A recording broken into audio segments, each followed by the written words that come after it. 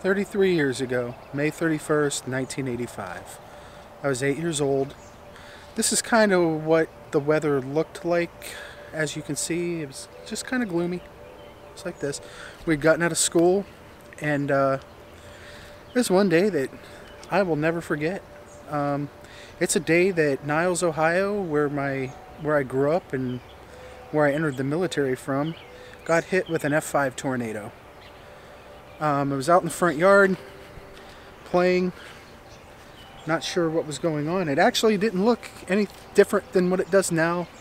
Really calm, just kind of overcasty, crappy looking, and I was sitting there and decided I want to go watch TV. So I went in the house and turned on the TV, and all of a sudden, TV goes out. It's like, okay, well, that's strange. Then I heard my dad yelling in the garage, him and my brother, who was about 4 or 5 at the time. I can't remember. He's 4 years younger, 4.5.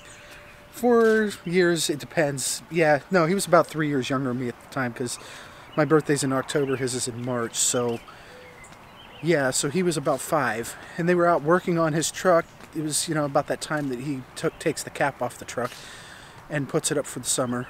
And, all of a sudden, he's like, I don't know what that noise is. Not sure. Then all the power went out. And we're like, okay, that's strange. Nothing really strange about it. But power goes out. Phone rings. It's my next door neighbor, and he tells him to get your kids and get in the basement. There's a tornado on the way. At that point, we heard a loud roar that sounded like a freight train. He picked me and my brother up really quick because as he looked out the back window, he pretty much thought that our lives were pretty much over. It was 8 blocks away, out towards the back of our house, and it looked like it was in our backyard. So we got pretty much whisked into the basement as fast as we possibly can. And from that point on, it was, it didn't last for very long at all. So then we got on his bicycle, and we took a ride down 8 blocks from us to see what happened. And I've never seen the destruction. I mean, there were pretty much, the houses were leveled. We're talking straight leveled to the ground. There was some trees that were talking huge trees that were just ripped out. Some of them were just broken. It looked like broken sticks sticking out of the ground. Concrete slabs where the houses were. It was a really bad thing. My mother at the time was out in Youngstown, Ohio, with my friend going to the Youngstown airport. They were pretty much in the direct path of that. They thought they were, so they took shelter in this little restaurant out there, and that's she tried to get in a hold of us because she thought it was pretty much a death. We were dead. That's what she thought. So she was nervous as all heck can be. My aunt was up at the top of the strip where the roller rink was. There's like an L strip mall up there, and they literally got hit. And they huddled in the middle of a ballet theater where they were doing ballet classes, like a little gym workout area. So they huddled in the middle of that, closed their eyes. Within a couple seconds, they opened their eyes, and there's no walls around them at all. They were just, luckily none of them were hurt. They found her car 2.5 miles down the street, flipped over. It looked like it got thrown around like a rag doll, like it got hit by a semi-truck. I guess apparently it took her car and threw it 2.5 miles up the street and destroyed it. It looked like a complete, utter mess. From that point on, they called in the Army National Guard, who provided support for us for 2 weeks. There was a guy across the street that we grew up with, him and his wife, Joe and June. They had a generator that we would pass between each other's houses just to keep our refrigerators from not spoiling our food and our meat. We didn't have power for, I believe it was like 2.5 weeks. Somewhere around there. If you go by there today, it's really hard. I mean, it's 33 years ago. It's really hard to see, unless you know where the destruction happened. It's really hard to tell anything ever even hit there. But if you look for subtle signs, you can still see where some of the trees that were destroyed, where that is, and that kind of thing. But that's where I got my passion for storm chasing For some reason, I mean, it never traumatized me. I guess it's because we really didn't, our house really wasn't destroyed. I mean, it came close to it. I mean, 8 blocks is not that far away considering what you would normally get. You know, if you're in a tornado, it's that tornado was registered as an F5 based on 1985 standards. There have been a lot worse storms in the past, but it's up there on the list of some of the worst storms to hit the United States. Let's see what else. So it did that. There's a website that I'll link in the description that still, it's like a memorial website.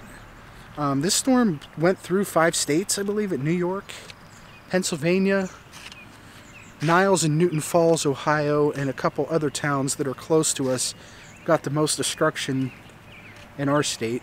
I want to say that storm also hit Michigan. It was responsible for multiple tornadoes in that entire storm system.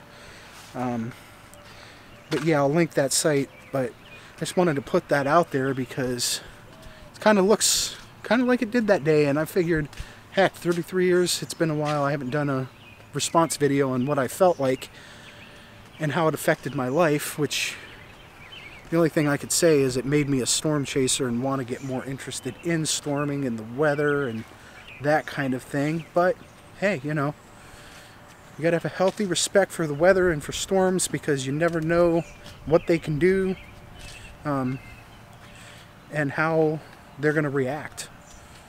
And it could be just a normal day like it is, and all of a sudden something drop out of the sky and you're like, oh, what's that? What's going on? Or you can have all these tornado warnings and thunderstorm warnings, and sitting outside, you're like, okay, where is it at? And all of a sudden it just dissipates and goes away. Weather is one of those things that it's why they're predictions. You never know whether you're going to get what you're going to get. And then other times, you're sitting there and you're like, oh, what just about happened? I wasn't told it was going to do that. And you have pop-up thunderstorms that produce large hail and all the other things that go along with it. But I figured I'd tell that story because it was something that was kind of traumatic in my life. You know, when I was 8 years old, who could say that they got to experience an F5 tornado? I mean, I know it sounds crazy, but it is one of those things that's just, it is. It's just one of those things. It's kind of nuts. But I figured I'd put this out there for those people that had family members and loved ones die in that tornado. My deepest sympathies. For those of us that survived it and have something to talk about, not everybody had the ability to be able to live through it and be okay with that. I did. I mean, I was a young child. My parents, or my dad at the time, did a really good job at taking care of us and making sure that we were safe, even though luckily it didn't hit our house. But I mean, if it hit our house, it could have been a whole different story. But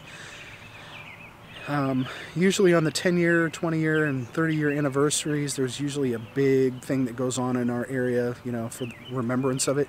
The biggest thing that I think that stunk was the fact that the roller rink got taken out and they never rebuilt it. That was one of my favorite places to go when I was a kid. We go roller skating up there, and they decided that it wasn't worth rebuilding it, so we never got our roller rink back. So that was probably the biggest thing that I took away from that I was not happy about. But that's my story. May 31st, 1985.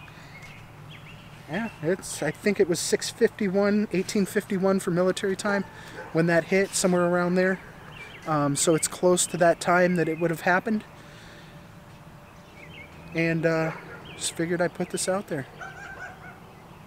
So God bless you guys, and take care, YouTube. Have a great night. Bye.